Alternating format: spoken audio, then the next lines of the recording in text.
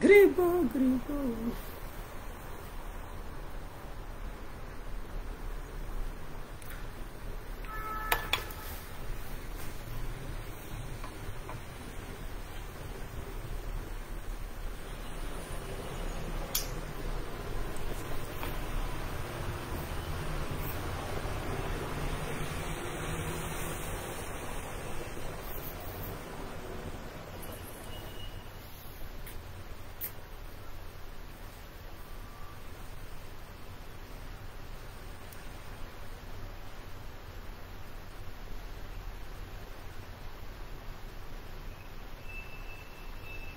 J'espère que tout le monde va bien.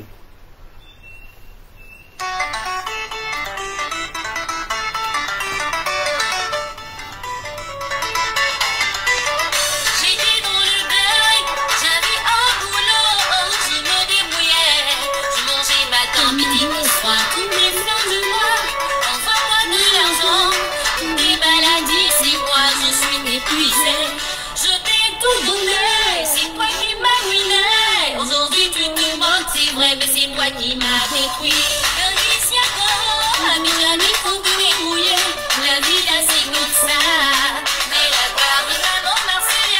Viviane Dakouri.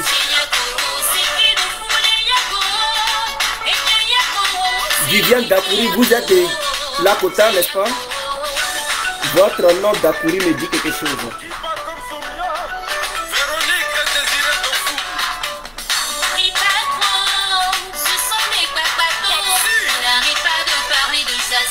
Abiba Tamela.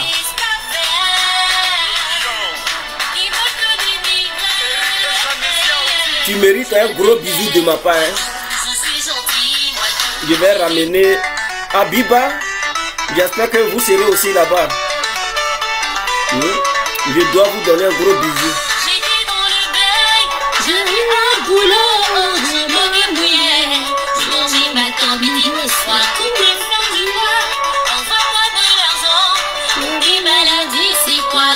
Épuisé, je t'ai nommé, c'est toi qui m'as ruiné. Aujourd'hui tu te demandes, c'est vrai, mais c'est toi qui m'as détruit. Je viens. Oh, désolé, c'est le téléphone en plus qui sonne. La vie là c'est comme ça, mais la Paris maman Marseille c'est Yako.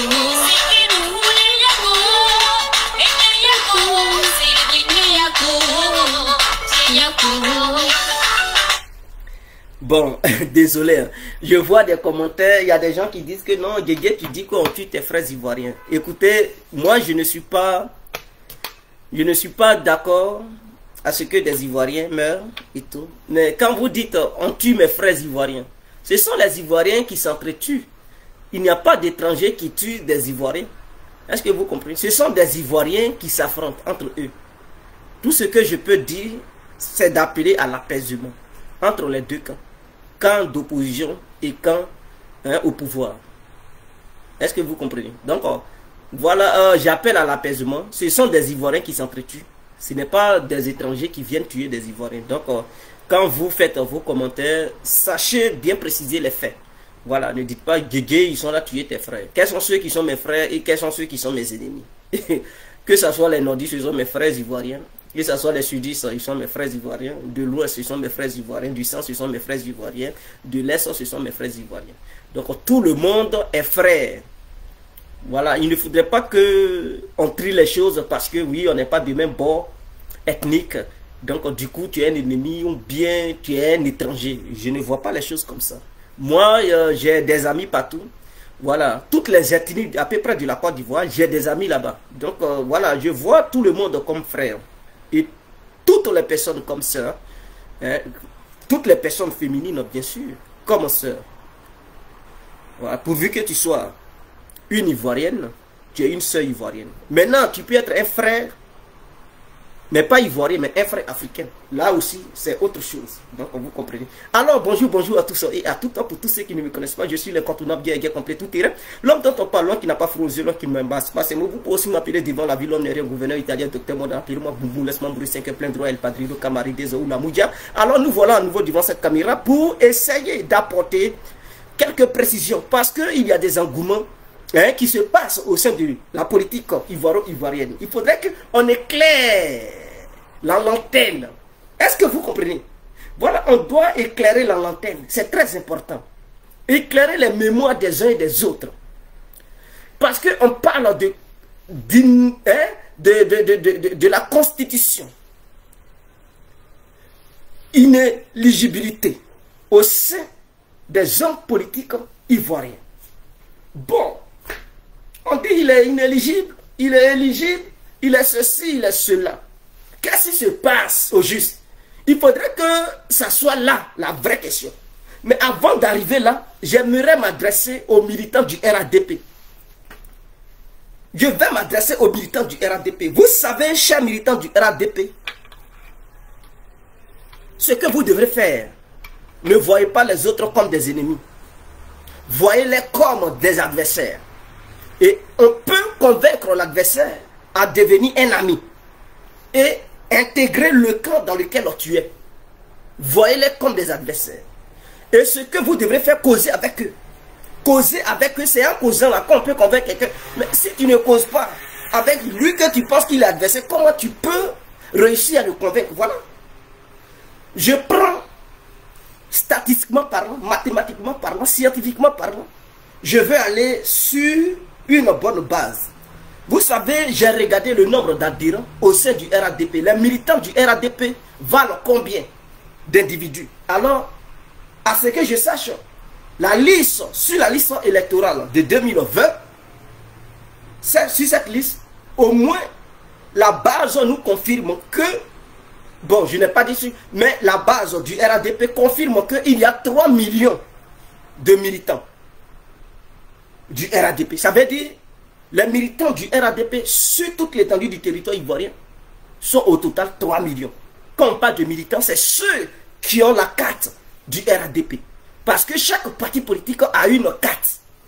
Et donc, si tu veux être militant du parti, tu dois faire la demande à l'obtention de la carte du parti. Donc, ceux qui ont fait la demande, qui ont la carte du RADP, ils sont au total 3 millions d'individus. Et nous savons qu'en Côte d'Ivoire, nous sommes au nombre de 25 millions. La Côte d'Ivoire est peuplée de 25 millions d'individus.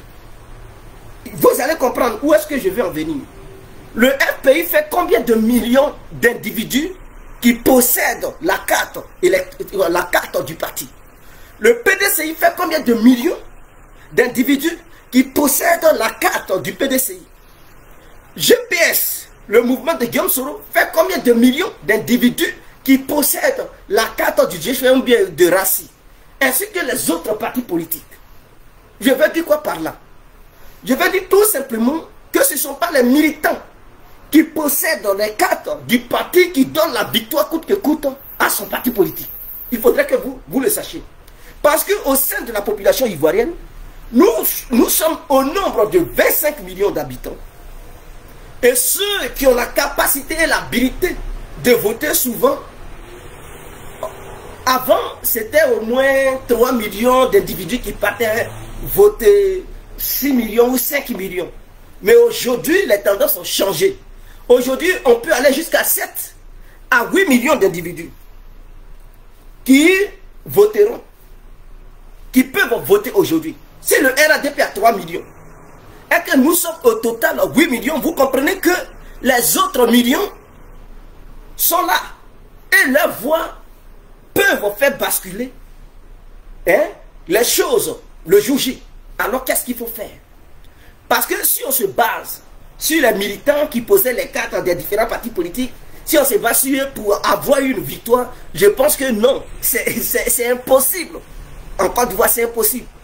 Parce que il y a la société civile, il y a des gens qui n'ont pas besoin de la carte d'un parti politique, ils s'en foutent, ils n'ont même pas de carte d'un parti politique. Ce sont des gens qui regardent, qui apprécient l'ambiance politique, qui font des analyses profondes. Ils appartiennent à aucun parti politique, ils regardent quel parti politique qui les arrange, quel candidat qui a un bon carnet d'adresse, ou bien quel candidat qui a des bons projets pour le développement du pays. Et ceux-là, ils font le changement le jour J. Parce que imaginons si le RADP a 3 millions, le FPI a 3 millions, le PDCI a 3 millions, s'ils vont au premier tour, est-ce que les militants des différents partis politiques peuvent donner la victoire à leur parti politique? C'est impossible. Or, en dehors de ces gens-là, il y a des électeurs qui n'ont pas de carte de parti politique. Ils sont là, ils sont neutres. Voilà, ils appartiennent à aucun parti politique. Mais ceux-là, ils ne sortent pas aussi dans les rues pour manifester. Ils s'en foutent des manifestations. Ils sont à la maison, ils regardent. Quand il y a des manifestants qui sont au dehors des manifestations, eux, ils ne sortent jamais. Ils regardent. Ils lisent les journaux, ils regardent le journal télévisé. Ils regardent. En tout cas, ils feuillettent. Ils font des recherches et tout. Ils font des recherches sur chaque parti politique. Ils regardent les candidats. Et c'est à eux d'apprécier. Et le jour J, ceux-là, ils sortent de leur maison pour aller faire la différence dans les bureaux de vote.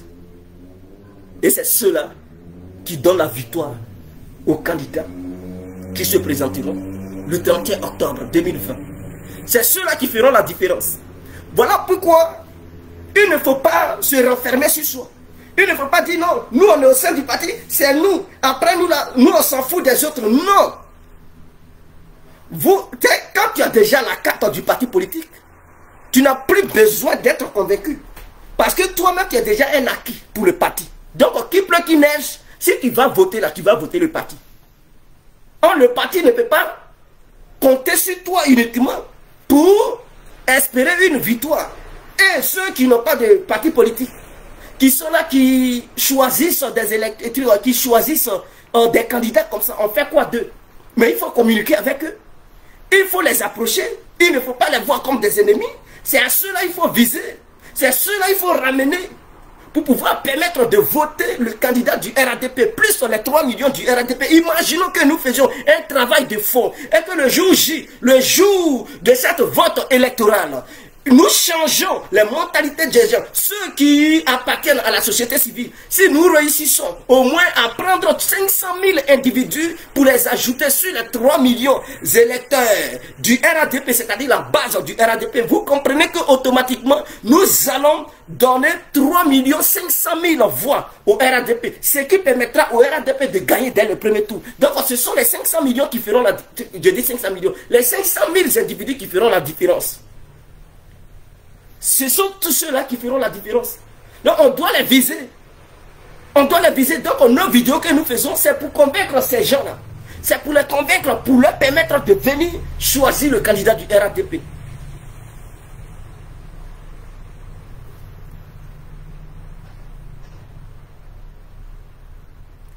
Non. Non, non, non. En 2010, c'était 5 200 000 inscrits sur la liste électorale. Voilà. En 2010, les électeurs qui étaient partis voter, ils étaient au total 5 200 quelque chose de 1000 électeurs. Donc les années ont progressé. Nous avons vu les élections de 2015 et celles de 2020. Donc les électeurs ont augmenté. On n'était pas 3 millions, on était 5 millions. Il y a le nombre d'inscrits et le nombre de votants. Donc on ne confondait pas ceux qui se sont fait inscrire sur la liste électorale et ceux qui sont allés voter. Ça fait deux choses qui sont différentes. Est-ce que vous comprenez? Donc on était 5 millions d'individus et 3 millions d'individus avaient voté. Voilà. Donc il faudrait que vous sachiez préciser les choses. Donc si on laisse ce côté-là. Donc allez-y vers les autres. Ceux qui appartiennent à la société civile, allez-y leur demander de faire confiance à la Ouattara, de faire confiance au RADP. Mais c'est lors des débats, c'est lors des rencontres que vous pouvez les convaincre. Mais si tu refuses de les contacter, tu refuses de les croiser, comment est-ce que tu peux les convaincre? Pendant que toi tu les fuis, tu les vois comme ennemis. Et les opposants, eux, ils ne les voient pas comme ennemis, ils s'en vont vers eux pour dialoguer avec eux. Mais vous voyez que nous perdons des voix. Alors ne voyons pas les gens comme des ennemis, voyons-les comme des adversaires et cherchons à les croiser, cherchons à dialoguer avec eux afin de les convaincre pour que ces gens-là puissent venir de notre côté et nous donner leur voix. Voilà la vision que j'ai. Voilà l'analyse politique que j'ai. Voici qu'est-ce que je vois. Quittons ce côté-là. Donc, pour finir, pour conclure sur cette affaire, je demande à mes homologues, à mes amis, à mes frères, à mes soeurs, militants et militantes du RADP, Ne voyez pas tout le monde. Ne rejetez pas les gens pour dire on s'en fout de toi. Non! Vous devez faire une diplomatie vraiment d'approche. Une diplomatie de négociation. Une diplomatie qui peut permettre aux gens de se rapprocher du RADP et non de les chasser. Ne dites pas on s'en fout de toi, va-t'en. Dites ça, c'est comme si vous perdez. Parce qu'une voix peut faire gagner un candidat. Chasser une personne au sein des partis politiques, c'est aussi de perdre des voix. Parce que la personne qui part peut partir avec aussi, avec ses connaissances, avec ses amis. Faites attention.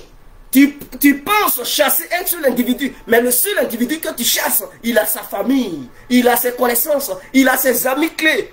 Le chasser, il peut aussi à son tour convaincre des gens pour dire non, ne vote pas ça, ne vote pas celui-là, ne vote pas celui-là et tout. Donc tu peux chasser une personne, mais cette personne que tu chasses, en partant, il part avec 10 voix.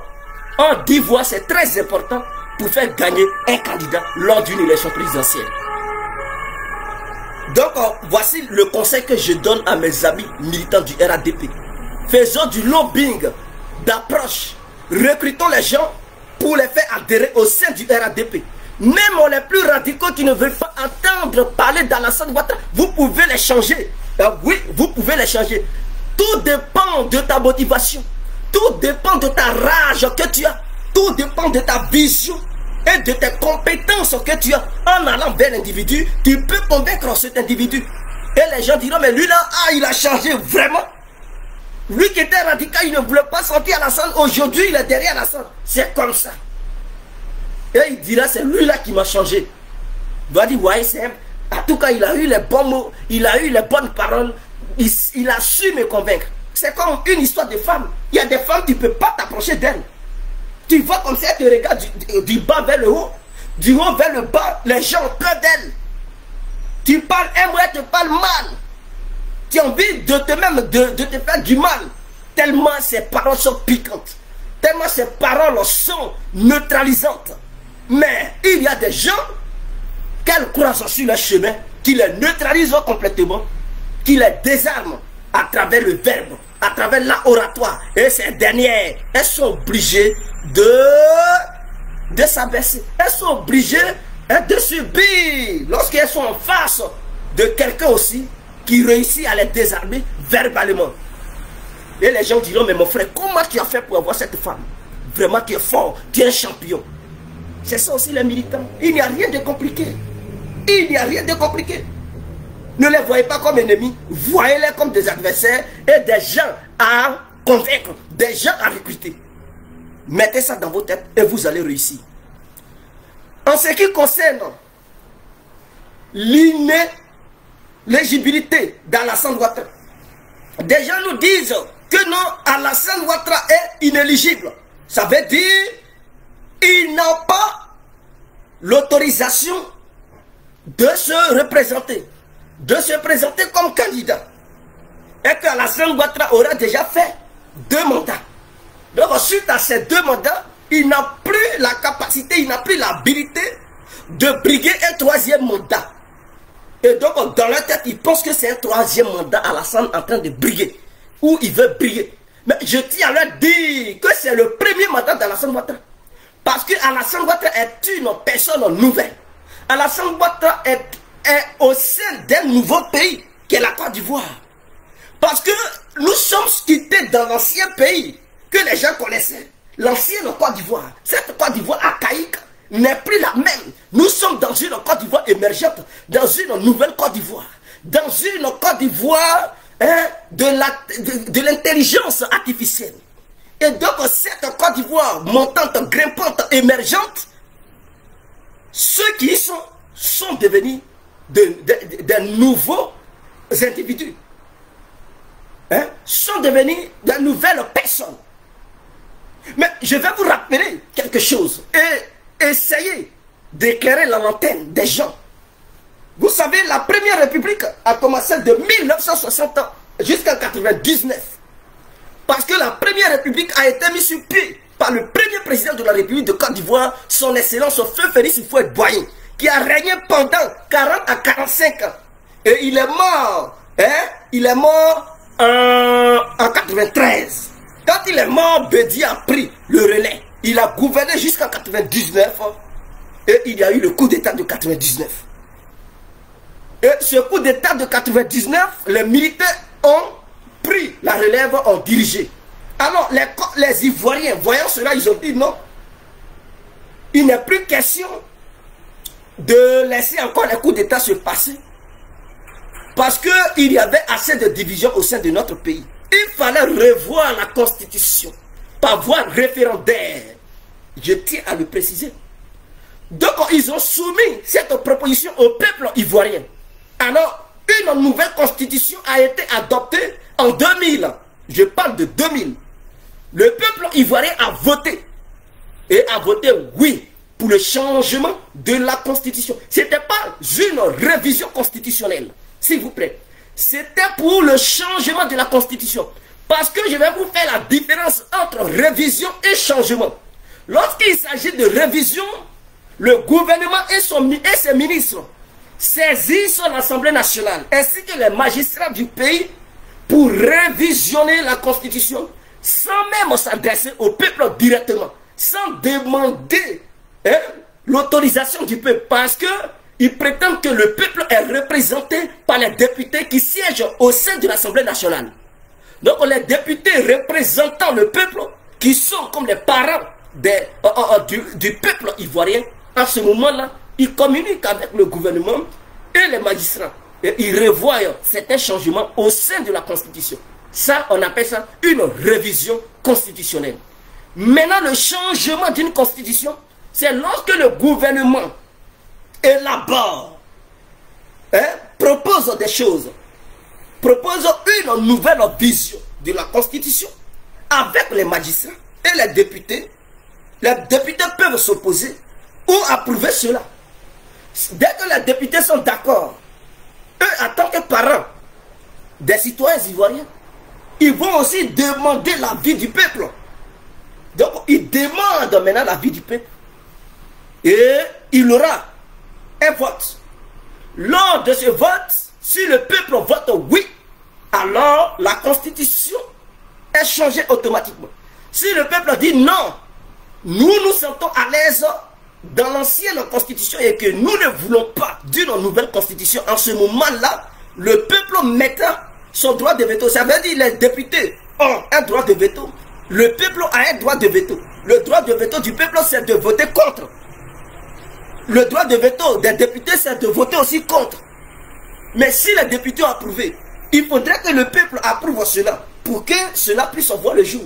Donc les députés ont voté pour. Le peuple a voté pour. À ce moment-là, il y a un changement de constitution parce que cela a eu lieu par voie référendaire. C'est-à-dire qu'il y a eu un référendum. Le référendum, c'est pour permettre au peuple de s'exprimer s'il est d'accord ou contre. Est-ce que vous comprenez?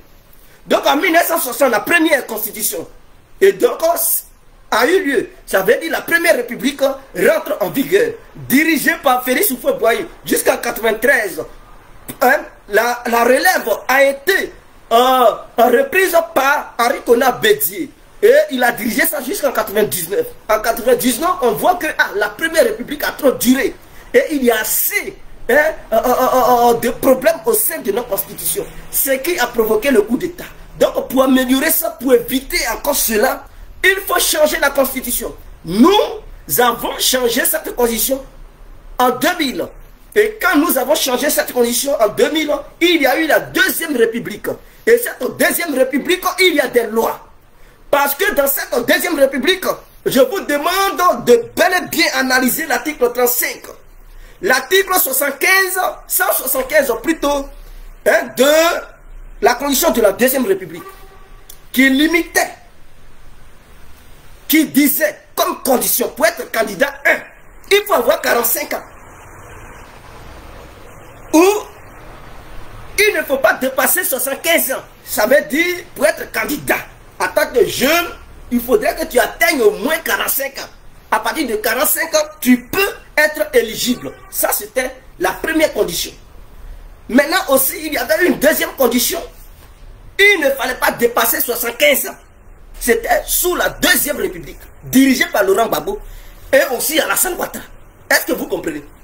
Donc, 45 ans pour être éligible. ne pas dépasser 75 ans. Et il fallait être aussi, troisième condition, père. Il fallait avoir, il fallait être de père et de mère ivoirien et ivoirienne.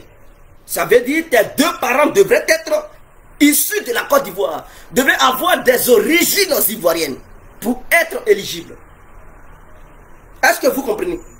Il fallait résider sur le territoire pendant 5 ans. C'était au moins 4 conditions qui se trouvaient au sein de l'ancienne constitution, de la Deuxième République. Maintenant, la nouvelle constitution de la Troisième République qui a été soumise au peuple ivoirien en 2016, il y a eu changement de constitution. Alors, cette constitution permet dorénavant au peuple ivoirien d'être éligible pas à 45 ans. Même si tu n'as pas 45 ans et que tu as moins de 45 ans, tu as le droit d'être candidat. Que tu sois vieux, à 100 ans, ou bien 120 ans, tout dépend du souffle de vie que Dieu te donne. Quel que soit ton âge, tu peux être candidat parce que l'âge limite de 75 ans a été levé.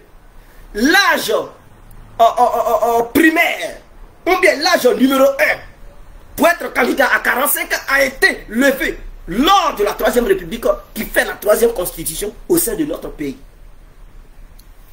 Et cette histoire d'être de mère et de père ivoirien et de mère ivoirienne a été aussi levée.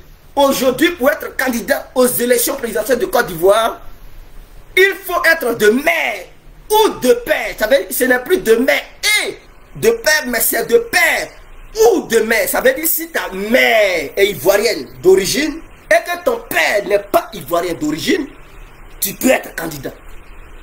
Si ton père est ivoirien d'origine et que ta mère n'est pas d'ivoirienne d'origine, tu peux être candidat. Mais avant, ta mère devrait être ivoirienne d'origine, ton père devrait être ivoirien d'origine, avant d'être candidat. Maintenant, il faut résider sur le territoire ivoirien durant 5 ans, 5 dernières années pour être candidat. Donc vous comprenez que la Troisième République, de la troisième constitution au sein de notre pays, ne sont pas pareilles. Il y a eu des choses qui ont été changées parce que le peuple a été d'accord qu'il fallait changer cela.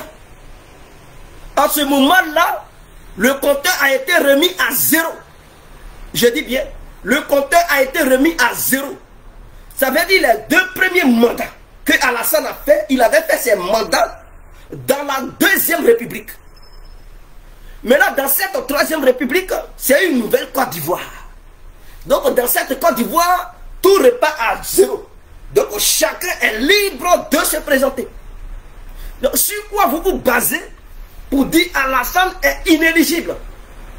Alors, si vous vous basez sur la Deuxième République, qui était la deuxième constitution de la Côte d'Ivoire, c'est que Bédié aussi il est inéligible.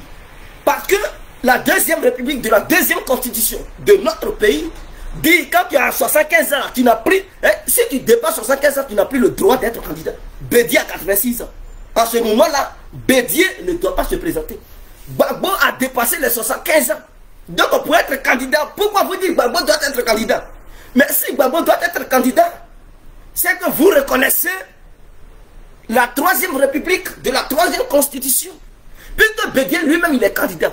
Ça veut dire qu'il s'en fout de la Deuxième République à la deuxième constitution de notre pays. En ce moment-là, il reconnaît sur la Troisième République. Mais s'il conteste l'inéligibilité de Alassane Ouattara, ceux qui osent aussi, ils sont inéligibles. En ce moment-là, Bédié doit se retirer. Gbagbo doit se retirer. Alassane doit se retirer. Et on laisse la nouvelle génération. Chaque parti politique présente son candidat et on va aux élections. On verra qui gagnera le 31 soir. Le 31 octobre soir, on verra qui remportera la victoire. En ce moment-là, tous les Ivoiriens seront d'accord. Maintenant, vous dites que Alassane viole la Constitution. On se déclarera candidat. Parce que la Constitution ne le permet pas. Mais la Constitution aussi ne permet pas à Bédié. Si vous vous basez sur l'ancienne Constitution, ça ne permet pas à Bédié d'être candidat. Puisque l'ancienne Constitution dit, quand tu as plus de 75 ans, tu n'as plus le droit d'être candidat. Donc lui aussi, il viole la Constitution. Ouais, tu ne peux pas être un voleur et accuser l'autre d'être un voleur. Soit vous êtes tous d'accord pour la 3e République et tout le monde va aux élections. Ou soit vous contestez la 3e République et vous dites, bon, on est toujours dans l'ancienne constitution de la 2e République. En ce moment-là, Bédié se retire, Gbagbo se retire et Alassane se retire. Ou soit vous jouez un petit double jeu, c'est Alassane qui vous fait peur. Voilà pourquoi vous ne voulez pas qu'ils soient candidats. Moi, j'attire l'attention des gens qui militent au pays là-bas, qui sont dans les rues. Il faudrait qu'on leur explique cela. Et moi, gars complet, demain, nous irons à la place de la République. Nous allons expliquer cela à la population ivoirienne parce que ce meeting sera diffusé directement à la RTI. Et il faudrait que nous nous exprimions mieux pour essayer de détailler les faits, pour essayer d'éclairer les pensées, les cerveaux et les visions de chacun. Est-ce que vous comprenez? On doit mieux expliquer ça au peuple ivoirien, afin que ce peuple comprenne la vérité, pour ne plus se laisser manipuler par des politiciens véreux qui les utilisent pour atteindre leurs objectifs. Voilà la vraie vision. Voilà ce qu'on doit expliquer aux Ivoiriens. Donc c'est sur ça je voulais m'appuyer. Et ceux qui ne sont pas d'accord, ils peuvent dire Guégué, tu mens. Guégué, ce que tu dis, c'est faux. Et il y aura un débat. S'il y a un débat, mais je vais expliquer ça aux gens. Des uns et des autres comprendront. Alors, ce que je vais dire par là, Alassane ne fait pas un 3e mandat. Alassane ne fait pas un 3e mandat. Il fait son premier mandat de la 3e République de la Côte d'Ivoire. Sous la nouvelle constitution, qui est la 3e constitution qui régit, qui forme la 3e République. Donc, Alassane est un nouveau candidat comme toute autre personne. Comme Bédié est un nouveau candidat. Les autres sont des nouveaux candidats. Qu'est-ce qui vous fait peur? Pourquoi haïssez-vous Alassane? C'est sa personne qui vous énerve. Ce n'est pas une question d'inéligibilité. Non, c'est sa personne qui vous énerve. Dites-nous que Alassane vous énerve. Ou Alassane vous fait peur, c'est tout. Mais ne vous appuyez pas sur la condition. Parce que si on va sur cette base, on va vous malmener. Si on va sur cette base, on va vous neutraliser verbalement. Ah oui, oratoirement, nous allons vous neutraliser. Mais vous vous appuyez sur des choses qui n'ont... C'est-à-dire des choses qui n'ont aucune explication pour manipuler le peuple. Quittez dans ça. Quittez dans ça et revenons à la réalité. Nous sommes dans un monde réel et non un monde fictif. À ce moment-là, je vous laisse. Je n'ai pas envie de gaspiller mon inspiration parce que demain, nous irons écouter ceux qui aimeront bel et bien s'exprimer. Ceux qui aimeront bel et bien étayer les vrais faits sur les lieux publics, ou bien sur ce lieu public qui est à la place de la République. Demain, à 14 h, des Ivoiriens nous écouteront. Des Ivoiriens prêteront bien leurs oreilles. Et ils prendront conscience que le RADP n'est pas dans une fausseté notoire. Et que nous sommes sur le bon chemin. Sur ce, on se laisse. C'était l'incontournable guerre complet. Vive la Côte d'Ivoire, vive la paix en Côte d'Ivoire, vive une élection transparente, démocratique, vive l'harmonie au sein du peuple ivoirien. Quittez les rues, chers parents, chères soeurs, chers mamans, chers papas, quittez les rues et essayons d'aller aux élections paisiblement. Le vainqueur dirigera la Côte d'Ivoire et les vaincus reconnaîtront qu'ils ont été neutralisés paisiblement sans aucun effort. Et voilà, la Côte d'Ivoire continuera, les Ivoiriens continueront de mener leur vie. C'était ça, l'incontournable. Ciao.